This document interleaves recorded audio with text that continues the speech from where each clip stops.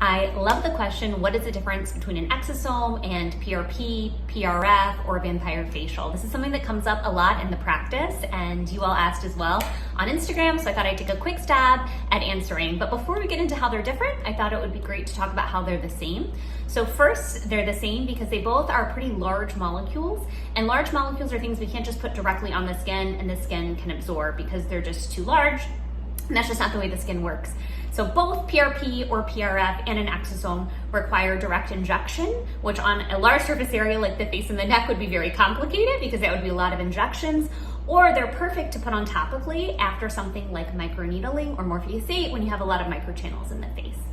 The second way that they're the same is they both kind of have the same job. They're both nutrient-dense products, and those products really are made to stimulate our body's own ability to regenerate skin, hair cells, etc. How are they different? I would put this into two buckets predominantly. One is comfort and convenience. When you're doing PRP or PRF, you have to take blood from the patient's arm, you have to put it in a centrifuge, you have to spin it down. All of that takes time, energy, and it's uncomfortable. No one loves to get blood drawn. Exosomes, on the other hand, are completely available in our freezer. We defrost them, we put them on top of the patient's skin immediately following a microneedling or Morpheus 8 procedure. They're very cooling, they're very anti-inflammatory. So from a comfort and convenience lens, exosomes clearly win out because there are no blood draws involved.